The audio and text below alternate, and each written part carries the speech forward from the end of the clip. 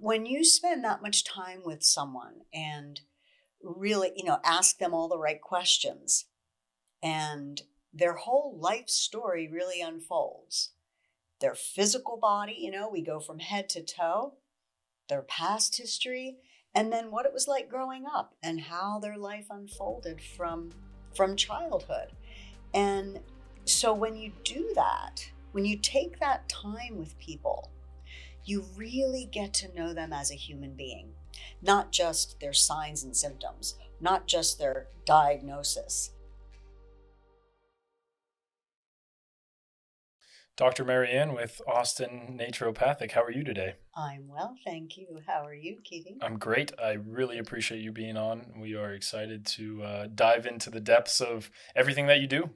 Wonderful. I'm So, glad to be here. so tell me a little bit about yourself. Tell me, first of all, why you're in Austin specifically, and go into a little bit how you got into the naturopath field. Well, it was destiny that I ended up in this field. When I was in 8th grade, I wanted to be a psychologist. And so I pursued psychology as my undergraduate work. But then there was something that felt not complete about that. And this was a time where there was no internet. So I wanted to try to find a graduate program that was in addition to psychology, which always fascinated me, about why people are the way they are. Why do they think the way they think and feel the way they feel? But I wanted to study also the body, the physical body and the spirit, all of it. And I was walking out of the library one day after researching for a graduate program, not having any luck. When I walked out of the library and saw this sea of brochures, and there was this one that stuck out to me, and it said holistic health, 8-week course. And I thought, oh my gosh, what is that word? So I grabbed the brochure, went back and looked in the dictionary and looked up holistic, and it said body, mind, spirit. And I said, that's what I want to do. I didn't even know if there was a profession that taught that. But I took that 8-week course from a chiropractor, and that's where I found out about naturopathic medicine. And as soon as I saw the description, I knew that that's what I wanted to do. And now I've been almost 40 years practicing as a naturopathic doctor. Fascinating.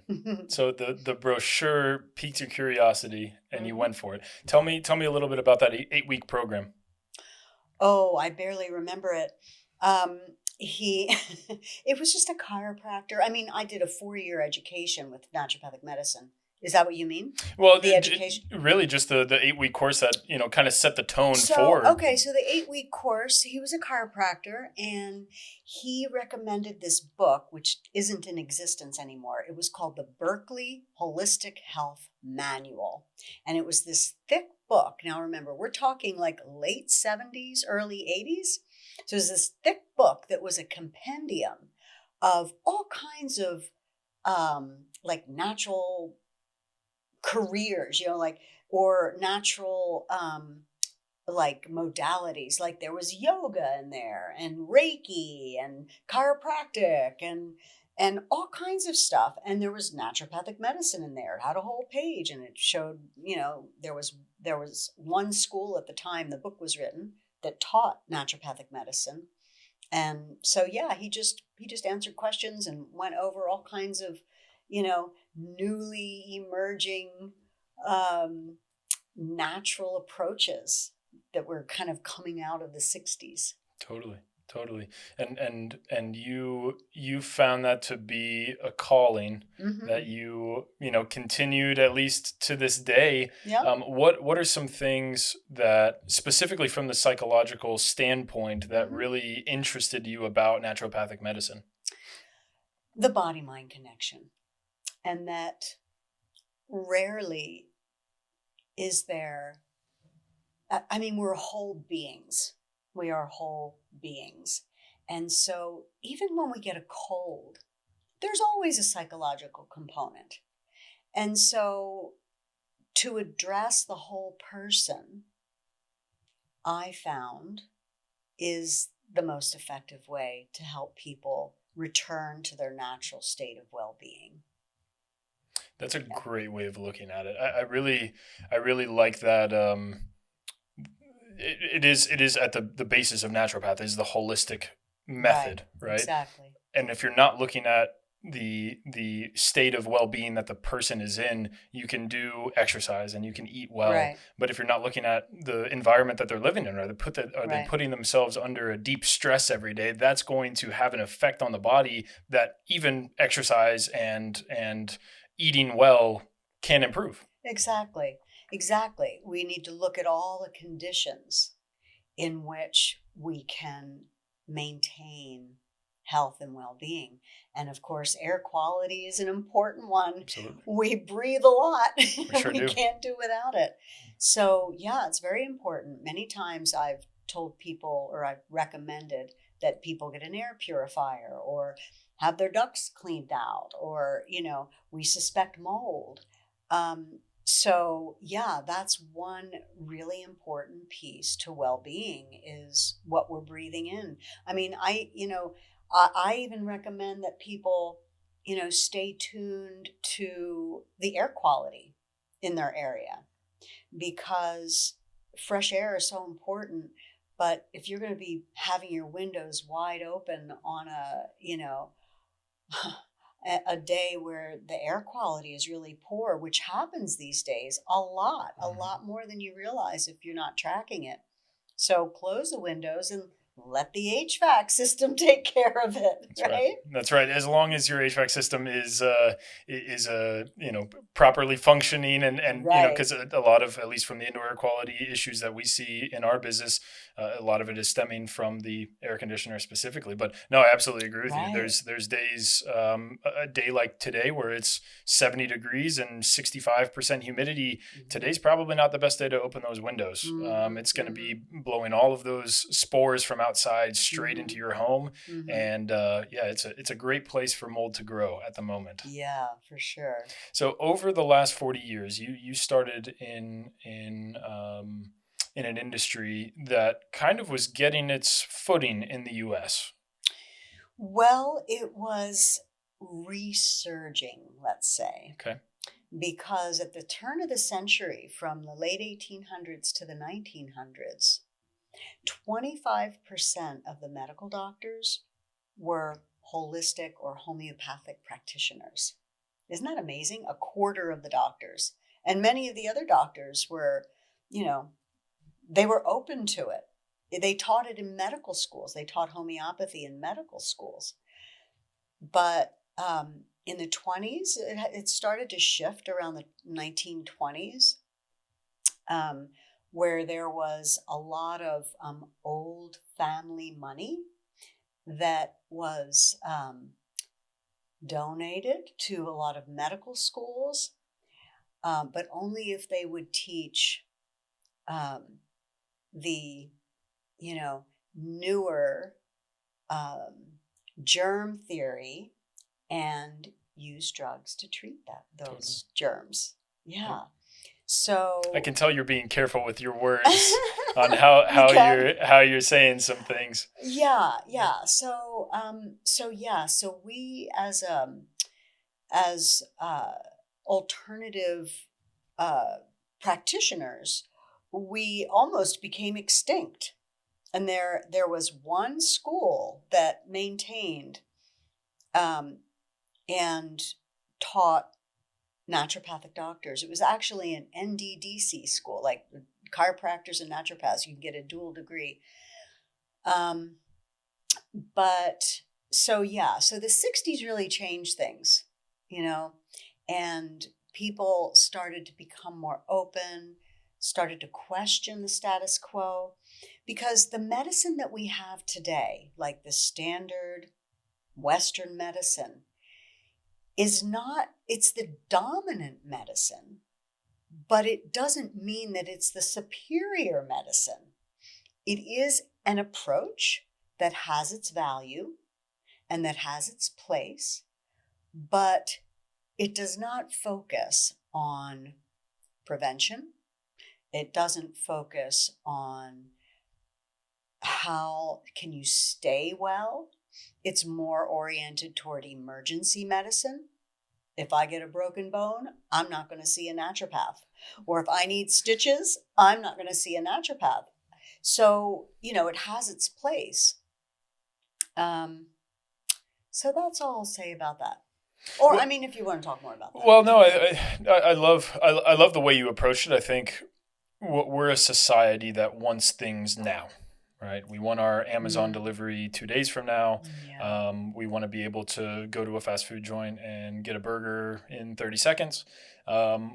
If we're having heartburn, there's a pill for that. If we're having headaches, there's a pill for that. Right. I love what you said about prevention, because it's very true. There is a certain amount of things that a doctor in most hospitals can do for you, and it usually does not have anything to do with preventing something from happening Right. or keeping your well-being toward the future. Right. Exactly. And that's where the orientation of looking at the root cause comes in. So when people come to see me and say, for your example, heartburn, a lot of times, yes, they want a quick fix. They want to replace, the omeprazole, or they want to replace something because they don't want to take a drug.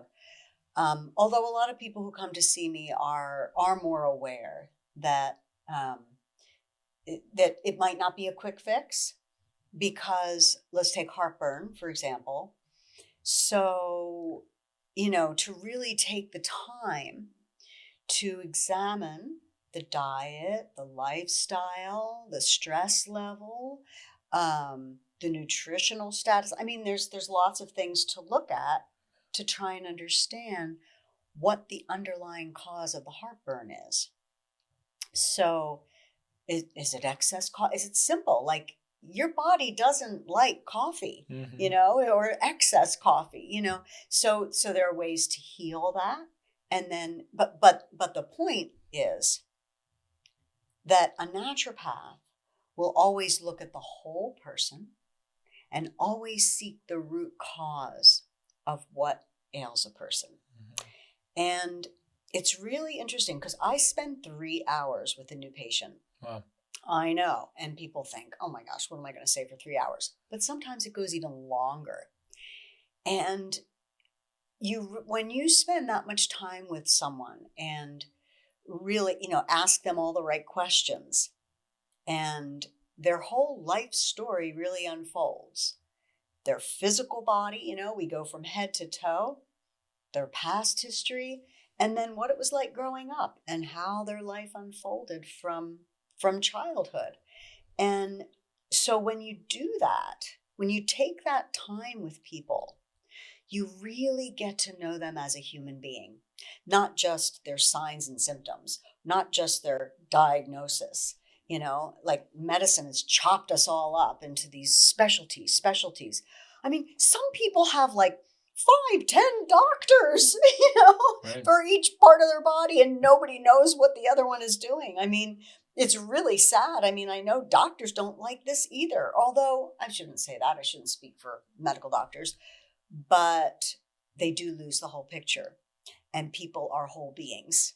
They're not just an organ or a disease, right? Definitely. Yeah. And your psychological approach to your practice is apparent, right? You are going through not only their history of their body and the ailments that have occurred throughout their life, but where psychologically are they, and Exactly. how could that be attributed to the problems that they're having? Exactly. I think looking at the root cause is something that is probably foreign to most Western medicine doctors, Right. because in general, when you're going to the doctor's office, they're not spending 3 hours with you, right? They're Right. probably spending 15 to 20 minutes at least with that specific doctor, maybe less. And then you have the paperwork that you're filling out at the beginning. But a lot of those are, what are you allergic to? And, some random questions here or there. Right. So Yeah. it's a very different approach. And for people that may have never been to a naturopath, can you give us a rundown, not the 3 hour rundown per se, but just a rundown of your process of how you start to go things with a new client or an existing client? Like what the interview is like? Certainly. So I start out, so I have them fill out one form, just one page, and, basic information. And then I ask, what are your chief concerns? And what are the biggest stressors in your life? And what supplements you're on. And then the rest we reveal in conversation. So first I say, how are you doing right now in your life in a nutshell? Some people can't do nutshells, but that gives me more information about who they are. So in a nutshell, physically, mentally, emotionally, and spiritually, how are you doing in your life right now? And so that gives me a sense of where they are.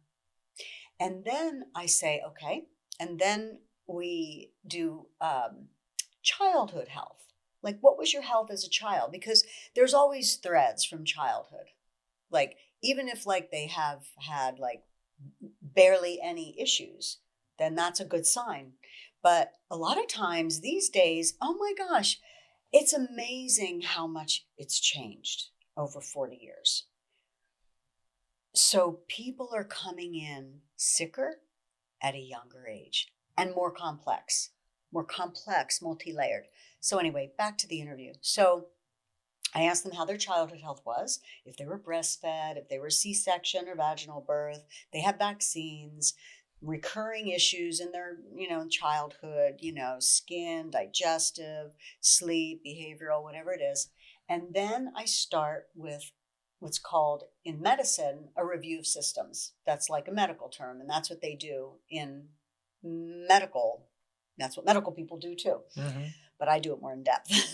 So I say head, have you had, we go from head to toe. And then I ask them specific questions about each organ, head, eyes, ears, nose, mouth, throat, digestion, heart, lungs, musculoskeletal, GYN, skin, temperature, perspiration, sleep, and energy. Wow.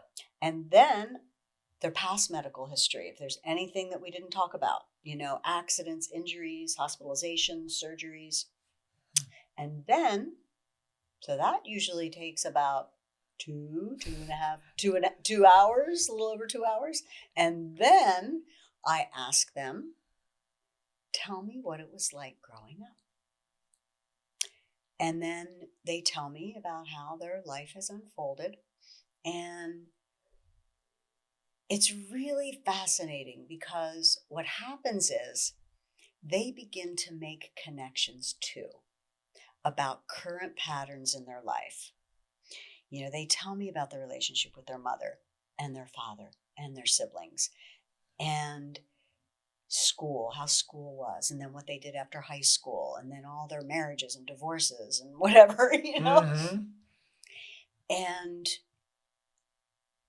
I begin to connect the dots, and I begin to see little red flags, and so do they. And people say, I've never told anybody this, but, and they'll tell me, or I've never told anybody this, or I've never thought about it in this way. So it's a beautiful process that unfolds, and not just for me as a practitioner to try and help them, but for them, for their own personal growth and insight into their own lives. So it's pretty cool. That's super therapeutic for them, I'm sure. Yes. Because they've probably never had someone that asked them in-depth details. And you're right, just thinking on some of the ailments that I've had in the past, like I'm sure I could pinpoint if I were to go through, the 3-hour interview process, how some of those could start to unravel. Yeah. So from a psychological perspective, because that at the beginning, you said that was really what you wanted to do since you were an 8th grader. Right, exactly. And so to be able to develop your process using the mind first and foremost, as a tool of diagnosis in your practice is quite incredible. Yeah, it's really fun. Now not all naturopaths do this. So I think I've cultivated this because I had a particular interest in homeopathy. And the homeopathic interview is much longer than like the naturopathic or the medical interview. And that's because homeopathy takes into consideration also body, mind, and spirit. And I was treated by a chiropractor when I was like 22. And I was working at like a holistic clinic outside of Philadelphia. That's where I grew up. And I had decided I wanted to be a naturopath, and I was, so I found the school, and they said, you need chemistry before you enter our school. And I had no chemistry. So I decided to take 2 years off and do, one chemistry class per semester. Hmm. And during those 2 years, I just wanted to save money, but I also wanted to experience like this kind of medicine. And I didn't know if anybody was doing it. And I found this wild clinic. It was called the Climber Health Clinic. And it was like all chiropractors and naturopaths. And they were totally into natural medicine. And it was such a blessing. I got hired as a physical therapist. Hmm. That's funny. They just trained me. Yeah. So I got in there and I got to learn a lot. And so I saw this chiropractor there, and he did a homeopathic interview and gave me these little sugar pills. And it was like, oh my gosh, how could these little sugar pills do anything, And it really, it like helped me with physical issues that I was dealing with. And it helped me feel more peaceful mentally and emotionally. I mean, it was wonderful. And so I said, well, I definitely want to study this stuff. So I started studying it on my own. And I had to quit the clinic because I really needed to make more money on my, journey to go to naturopathic school across the country. So I got a job as a waitress. And so I practiced especially on the weekends, I practiced homeopathy with with the cooks. They were so like irritable and hungover, and they were like, oh man, nasty to us waitresses. And I would say, here, take this Nux vomica. And they would take it. And then we'd come back for the next order, and they would be like, oh, what else do you need, Mary? It Right. was so funny. So I saw how it worked. And so I began practicing as a waitress at that point. Yeah. But then when I went to naturopathic school, we were able to take like extra courses in homeopathy if we wanted to specialize in that, which I did. And so I've done homeopathy then all these years, but not all naturopaths do homeopathy, but I do. And that's part of why I've kind of created this very long interview, but it works for me and it seems to work for other people. Definitely. And what's the most fascinating about this is you were able to see how powerful the mind was. Yeah. And really, because I think a lot of us have experienced issues in our life that we go through something very stressful, and there's some body attack that happens afterward. And so I think Exactly. most of us know that there's a correlation between how our body operates and the stress that we put our mind through. But the fact that you were able to take those little bits of information that you accumulated over the years to build your practice is just amazing. Specifically for, you had touched on the issues that a lot of younger clients may be dealing with nowadays. I know, from my high school, there were a lot of kids diagnosed with ADHD. And that is a psychological issue, right? That is diagnosed, and the prescription is usually Adderall. I'm guessing that's a certain amount of the clients that you see, right? Or at least that comes up during your initial investigation. What are some of the things, at least from a psychological perspective, that you really see as prevalent nowadays versus what you had seen 30 to 40 years ago? So I see more complex issues. So they come in their 20s and 30s, and they have anxiety or digestive issues or hormonal issues or fatigue, depression. So there's a lot of stuff to unfold, and more younger adults are coming in with these kinds of issues. So it's like they're not coming in with like a diagnosis. Like when I started practicing, like mostly like it was older people. Well, I was 28 when I graduated, so older people were like in their 50s, Mm-hmm. But they would come in with like, diagnoses, like hypertension or diabetes. But now it's more like complex dysfunctions, just like not feeling good, just not feeling good. So, and I want to circle back to something you said, like when something happens in our lives, like, so even like something physical, like say a car accident. So car accidents can be pretty, they're pretty shocking, and they're shocking emotionally, and they're shocking physically. And so I've seen people who, like, for instance, might have, they're in their 50s and they're like, used to having headaches, frequent headaches. And then when we go back to the origin, well, when did they start? Like, for instance, they may have started after a car accident. So with homeopathy, you can address that initial trauma, physically, mentally, and emotionally. So that's one of the reasons why I love homeopathy, is because it can address old injuries, old traumas, and old patterns. Or like say we had a father who called us stupid. That was me, my dad. When he was so funny. God bless him. So when I said I want to go to college, so nobody in my family ever went to college. They're all like working class people, wonderful people, big Italian family. And I said, outside Philly, I'm sure yeah, many of us can understand. So I said, toward the end of high school, Dad, I want to go to college. And he's like, now that's a stupid idea. I said, why? And he said, well, you're just going to get married and have kids, and then it's going to be a waste of money. And from his perspective, that was his reality. Luckily, I didn't heed his advice, and I felt an inner calling to continue and to figure it out, how to go to college. So, but like, okay, so being called stupid, so, so I heard that all my life.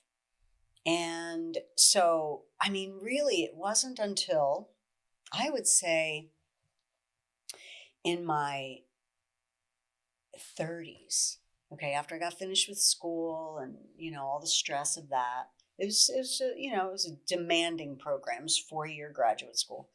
So, and I explored a lot during that time, like not just naturopathic medicine, but, Eastern religion and meditation and all of that. Like, it was on the completely other coast. It was in Seattle, Washington, so this little Philly girl from, going to the West Coast, expanding, my mind. So Opening up a whole new world. yeah, it was a whole new world. So it was wonderful.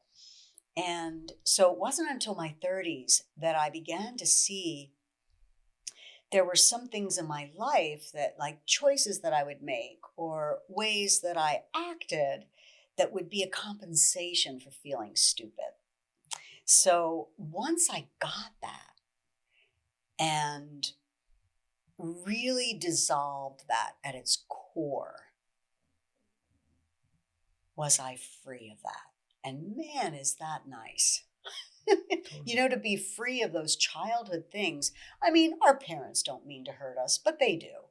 We all have childhood wounds, to one extent or another. Some people, it's a big range. I've seen all of it. I've seen, just kind of light wounding and garden variety wounding like I had, to like frank abuse and neglect and, just all kinds of really traumatic things that happen within one's family. And all of that stuff, for us to be really healthy, all of that stuff needs to be unwound and healed. And it can be.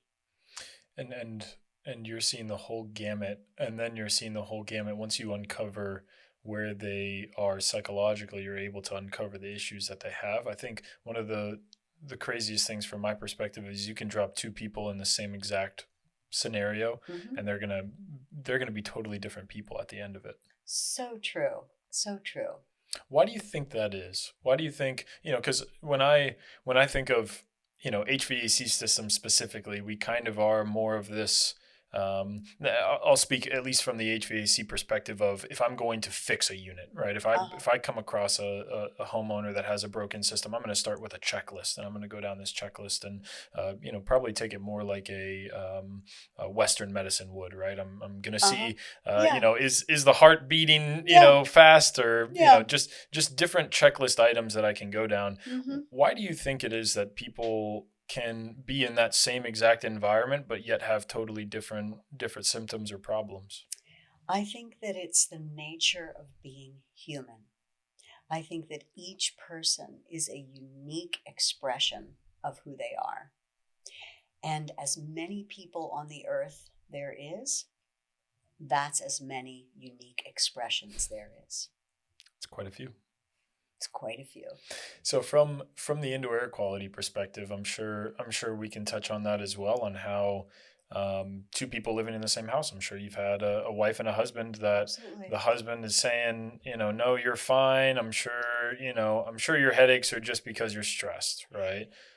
That absolutely happens. Two people can be living in the same house and one be affected and one not. Or the one that's not being affected, it just hasn't shown up yet, because everybody has a different constitution and we're all born with a certain configuration of like more vulnerable organs.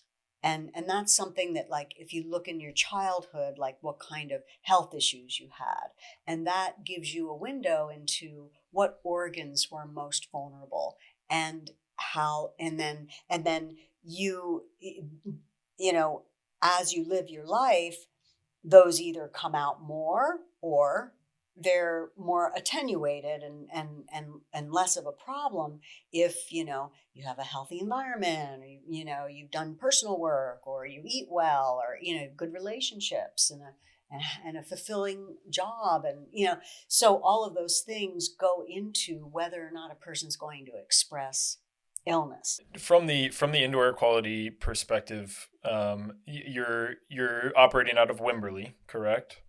Correct. I used to be in Austin for many, many years. And when COVID hit, nobody was coming to my office, and I was living in Wimberley. So I decided to close my office in Austin and open an office in Wimberley. But I see a lot of Austin people. I see people from all over the country, actually. Yeah. Now, what has changed in the past 4 years, especially from COVID, on the indoor air Mm. quality aspect? Because I think COVID was that, Mm. it spurred on a lot of different conversations. Obviously, it was the hot topic for a year and a half, maybe even till today, right? Mm-hmm. Um, Indoor air quality is kind of a buzzword for a lot of people. Yeah. Where does indoor air quality kind of land with you? So, especially if you're working from home, that makes it even more important to check indoor air quality. And I think indoor air quality obviously has gotten worse over the years because houses are being built tighter. And so, especially if you're working at home and you're not feeling great, it's definitely something that you should check out, because it's subtle. It's like the air you breathe, it's like a fish in water. You don't realize that it's affecting your health because it's so foundational. Mm-hmm. Yeah. Mm-hmm. Now, you said buildings were getting tighter, and that's not normally something that I hear from the naturopathic perspective. So, where did you start to get in touch with at least that area of expertise, at least in terms of like the clients that you were dealing with? They were having mold issues, right? Where did you start to learn from other avenues, at least in terms of like the buildings that we're living in? Like, what piqued your curiosity? Well, my ex-husband was he was very much into building, and so I learned a lot from him about healthy building. And like the opposite is true. The old building, the old buildings and the new Mm-hmm. building, they both have their issues, because like most old homes do have problems. Even though they're drafty, they Definitely. may be drafty, but they probably have mold. Right. Right. They bring a whole new set of problems. Exactly.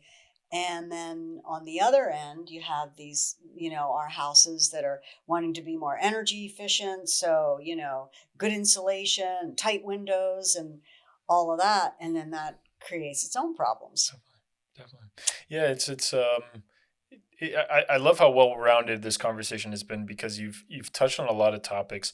I think where I start to go, in at least in my curiosity towards your experiences, you've touched on a lot of things, and it really has shaped how you operate in your practice. Mm-hmm. But how are you, at least in the realm of people, how do you start to connect with them? Obviously, listening to their story and asking questions is the first way that, at least for me, I start to connect with someone, because I see their eyes light up when they talk about different things. What are some things that really touch on you when you're talking to some of your patients? Um, I I like to empower people to know that they have the power to help themselves feel better.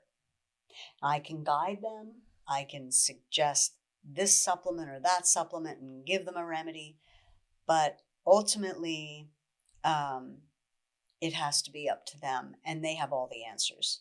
I mean, maybe not like the homeopathic and the supplement answers, but they have the answers within them. And often people will, um, as we build our relationship. So I see people every maybe 4 to 6 weeks.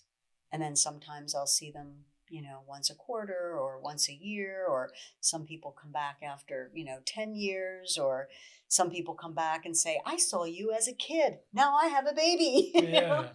So um, I I like to build those relationships and see the whole family, because then that's even more holistic, because then you see the whole family unit. And but to empower people, I like to teach people about, you know, building their natural pharmacy. Like, so if you get a sore throat, you don't run to the doc, you don't have to run to the doctor. And people like that. They want to be empowered. They Yeah. want to take their health into their own hands. But we've been conditioned in this culture to think that there's an educated elite that has the answers, and that's who we have to go to get better. Yeah. And so I like to kind of bust that kind of perspective. That's awesome. Yeah, no, I love, because you're absolutely right. The more that they're able to empower themselves when they, one, feel bad, and two, when they want to feel better, right? They Mm-hmm. come to you because they have an issue, and you're almost putting a certain amount on them, which it is on us to Mm-hmm. feel better 99% of the time. We need to go to a specialist when we have certain issues that, we've exhausted our efforts. We've eaten healthy. We've checked our air Right. quality. We've exercised, but we're still dealing with this lingering issue. Yes, that I see that a lot. Like, especially people who want to see a naturopath. Like, so there's a certain percentage who come to see me who it's like their very first time that they've ever seen anybody like me, and they're like not sure how it's going to be, and am I going to have a voodoo doll and be cooking? Mhm. And one woman just recently said, yeah, she said, I didn't know what to expect. She said, I thought you were maybe even going to do tarot cards. Oh So my I just God. laughed. I said, oh, they're in my drawer over here, but no, we're not going to do that today. But it was so funny because she said, wow, this is really revealing and this is really helpful, because like we started the interview and she's like, wow, nobody ever asked me about that. So there's a certain percentage of people who sense that there's another way, but they've never experienced it. And so they'll seek me out. But then there's also those percentage of people who already eat well, exercise, they avoid doctors unless they really need it. Yep. And yet there's still something that they're missing. Or they research this pain, that pain, and oh my gosh, they've got cancer or whatever, and usually it's not. So the internet is helpful, but it can be very overwhelming. So yeah, people who are, kind of eating well, or they've tried different diets and they're like, I don't know what to eat anymore. And I don't know what diet is good for me. And I'm doing all the right things, but I still don't feel well, to your point. And That's when like the long interview can help, because then they can get a bigger perspective. Yeah. Since I ask questions that are more, that are detailed and holistic, both. And a lot of times they'll make connections, like I was saying before. And then sometimes I do testing. Like I just recently had 2 young women. They're like in their early 20s and they feel terrible. I mean, it breaks my heart. And so I'm doing testing on them because it's complex. It's complex. It's not always so simple. And so, yeah, sometimes I do testing, just like you would test for mold, Certainly. And yeah, so I'm not sure Yeah, what no, you asked. I started no, a roundabout. that was great. I think, people are, you said something about the internet, which is so true. Like hypochondriacs can go on the internet and they can just scare themselves and they're like, oh, I'm guessing I'm going to die tomorrow. That's basically what I've resorted to. Yeah, but even not hypochondriacs, even just regular people, Yeah. like I know I've had, like, so once about, I don't know, maybe about a year ago, I had this lower right quadrant pain.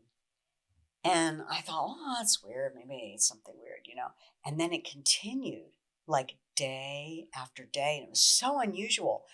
And it was like, I think this is appendicitis. And so I Googled, and I remembered about this McBurney's point where you press and you get rebound pain. And, I'm thinking, and it's like, I think I have appendicitis. So I did a call with a telemedicine because I wanted their opinion about the diagnosis, because I could do the treatment if I know what it is. And so I talked to this nurse practitioner and she said, I think it's appendicitis. And I said, what is your percentage of confidence in that diagnosis? And she said, I think she said something like 90%. And I said, okay, thank you. And then, man, I changed my therapeutics and I pounded all kinds of, immune support. And I did my far infrared lamp, and I prayed and I put my hand over my, you know what? It went away. It went away in about 2 days. It was gone. And the Googling is really what put you in that perspective that, It helped oh my me. God, this is going to be way worse than just a normal pain. Yeah, I mean, it helped me because I needed to diagnose it myself. Well, I didn't need to, but I wanted to. Yeah. I mean, I have diagnostic skills. Yeah. So I went to the internet, like, what else could it be? What are my differential diagnoses here? And I think that people, I think it's good to research, but there's a certain point where it's just confusing. And so many times I'll have somebody come in and say, I'll be doing the review of systems and they'll say, okay, yes, I get headaches and that's because of that. And then, yeah, I have the eye thing and that's because of that. And then the ear thing, and that's because of that. And it's like, oh my God, let me be the diagnostician here. Don't tell me why you have it, because they're trying to figure out their own diagnosis. Yeah. And that's not always helpful. And sometimes it's more confusing. And it can often skew my perspective. I have to take it with a grain of salt. And so I think that it's valuable because you do learn about your body when you research, but it can be so overwhelming. And if you don't have a medical background, you go down these rabbit holes and it can really freak you out. Yeah, because there's two parts to when you're listening to their story. You're trying to hear it from their perspective, because in theory, on one side, you need to be in tune with what they're perceiving, right? Absolutely. You're only seeing them for 3 years out of a 40-year life. You got to listen to them, but you're also seeing that you have 40 years of experience and you have a lot of years of extra experience, at least from the schooling aspect. And this has been your profession. And so you're really going in depth into this level of experience that's not just the 40 years, but you've got to be able to combine the two, and you've got to be able to choose each diagnosis specifically to then compare everything at a whole and then look at things from a holistic perspective and treat it Right. accordingly. Right. And not treat the diagnosis. See, what happens when you go online and you read about what's Oh. going on, you also, of course, read what to do about that. And it's usually drugs, Yeah. right? It's usually drugs. And from my perspective, that's not the case. Like, I look at diagnoses differently. Like, they can be very helpful, but a diagnosis is not a cause. And people conflate those two things. Like my diagnosis is migraines, say. But that's not really, that doesn't really tell you anything. It tells you that you have a complex of signs and symptoms. It doesn't tell you why. So then when you're doing research, well, you look at why, and there are like a million reasons why. Mostly we don't know. It's idiopathic. It's like, well, no, that's not accurate. From my perspective, it is not accurate that it's idiopathic. It's just that Western medicine doesn't really know why. So that's where a naturopath can explore what could be the underlying causes. Mm-hmm. And because our environment has become so toxic and our food supply has become so toxic, that's like 70% of it right there most of the time.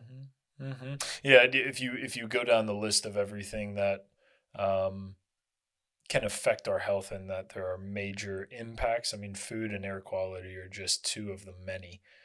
Yeah. There really is a, you know, I'll kind of shift more towards the beginning of our conversation where, you know, you looked specifically to the 1920s and 30s on how they really shifted the way that we look at medicine.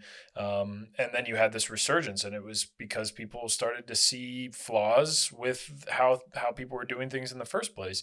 But the money has continued to go into one avenue, Exactly. and that is where I feel like it's people like you that are pushing the envelope in your experiences, and really at the end of the day, that's why I wanted to talk with you, because I think it's fascinating not only where you're coming from in your practice, but also where you've come from, and the school of thought that you've been accustomed to for the last 40 years, because it just is Right. different than most people. Right. Right. 99% of people. Right. And the interesting thing is what's happened to me over time, because I was trained as a naturopath, so I was trained to look holistic, and I was trained to look at root cause and trained to not do harm. So my therapeutics are not harmful. Yeah. What began to happen to me as I grew as a person was that I started to look at everything that way. So I look at politics that way, holistic and root cause. I look at our economical system, Hmm. root cause and holistic. Our educational system, what's the root cause of why we have the educational system we have? So it's really interesting because it's a perspective, and I've applied it to my profession, but I've also been able to apply it to every aspect of human life. Mhm. And you're taking that from the psychological perspective as well, right? Why did humans create a certain system this way, right? Because you're able to look Absolutely. at things from the different perspectives. Absolutely. You mentioned you hit some good ones, at least the education system and our current medical system, but unfortunately you can just go down the lines and see the flaws in almost all of them. Absolutely. And what's at the root? I mean, I don't want to generalize here, but I will in terms of root cause. Hmm. So, when I look at the world and I look at all the systems and the structures that we have, I think the root cause is, I think it boils down to a spiritual problem. And I don't mean religious, I mean spiritual. I mean, like recognizing the truth and beauty of who we are as human beings. And when we don't, we operate from fear, greed, and we have no connection to the other human beings that are of the same source, and that can cause harm to the planet and to other people. Definitely. Yeah. It's unfortunate how disconnected not only we are from one another, but also, from the people that you see on a daily basis and the people that I see on a daily basis. I think energetically we've put together our circle, and I think we accumulate people that are like-minded in our sphere, to Right. where we probably agree on 90% of the things, and on the 10% of things there's a healthy dialogue between the two. It does seem from a societal realm that there's been a disconnect of that 90% and 10%, that the 10% means the most and we're going to fight to the death for those 10%, where we Right. really need to get back to the 90% and be able to have these open conversations, because a lot of the things you have said are they all make sense fundamentally. Uh-huh. And if we start with that, and then we can explore, just because someone may disagree with you on a few things that you said, doesn't mean that you have to throw the whole conversation out, right? You can Right. now have that healthy conversation, and now we can start to push the envelope in different directions to, Right. uncover more truth. Because at the end of the day, I'm sure that's what you're after, is how can I uncover more things that are going to help the clients that you come across. Exactly. It's amazing. Dr. Marianne, I super appreciate the conversation. How can the people out there find you? So, AustinNaturopathic.com. Beautiful. Mm-hmm. Beautiful. Thank you for your time. You're certainly welcome. It's been my pleasure.